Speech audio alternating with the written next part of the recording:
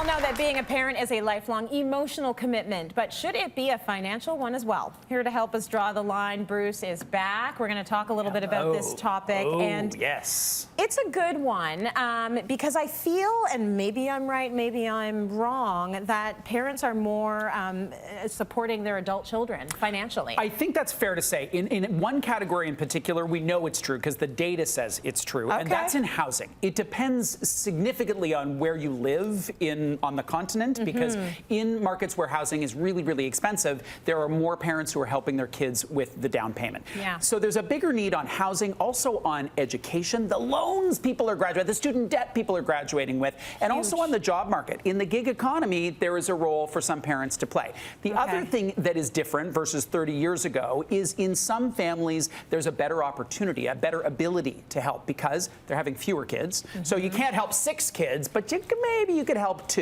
And also there's this real estate wealth in some families, in some parts of the continent, that have their houses be worth so much more that they've got more money that they could extend to their kids. Okay, so as an adult, or as a parent, you're put into this situation. How do you decide if you should actually give money to your grown-up children? It's a very big question, and I think it starts off with what you believe your role is as a parent. So for me, my job is to raise an adult. So that's across all sorts of things. I want Abby to be able to cook, clean, manage her pocketbook, function as an adult by the time she leaves the house. Right. When that happens, how that happens, it totally depends on the circumstances, the family, but that's the value. So from there, you think about, well, what's best for them in terms of raising an adult, and what's best for us as parents in terms of contributing to them financially. So you have to balance those two things, but it really depends on this fundamental value. If you share that with me, you would think of it different than if you thought, no, you know what, I'm going to make their life as easy as possible for as long as possible because I can. My parents couldn't do that for me. That's what I'm going to do for my kids. So I think if you were to ask the child, and the child would say, well, I know what's best for me, and what's best for me is that you give me your money. That would be really good for me. They'd have a much more polite way of saying it, though. They'd be like, I couldn't buy a house in this market. I need your help. But here's one great book. There's a book called Millionaire Next Door, written by 2 PhDs. And here are some of the downsides. So what they found is that giving encourages more consumption than saving and investing when you gift a house down payment. Gift receivers in general never fully distinguish between their wealth and the wealth of their gift-giving parents, which is a downside. Gift receivers are significantly more dependent on credit. And lastly, receivers of gifts invest much less than non-receivers. So there are some kind of things, like you may do this gift for very, very good reasons, but there may be some unintended consequences that are a negative for your child over the long term. Okay, fair enough. How do you decide then, as the parent, what is best for you? Okay, there's a lot of guilt. A ton of guilt. So there is the practical aspect and the psychological. The practical one is, do I have the money?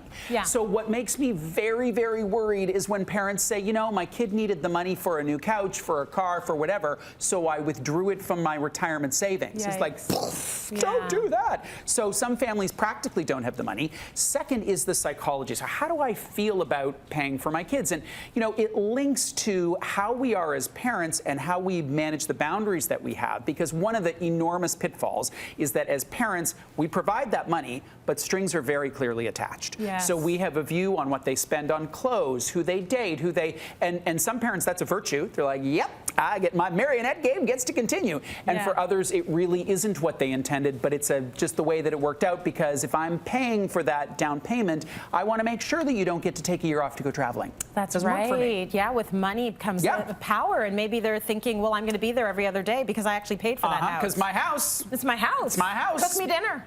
I'm going to be there all the time. Let's talk about creative ways to support your children then financially. In different ways. So there's the house down payment. There's also, you're going to pay their rent while they pursue, a career change or something like that. Here's some different ways. Charge them rent, but save the proceeds.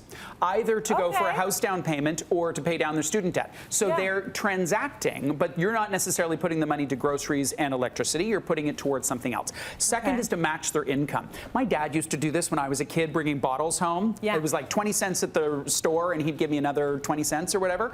So matching your income to incent work. work. What you don't want is your kid to be perfectly comfortable hanging out on the couch. Right. No. You want them to not be hanging out on the couch. Like, Right. remove the couch out of the living room if that's what it takes. Cut off your cable. Get rid of your TV. Yeah.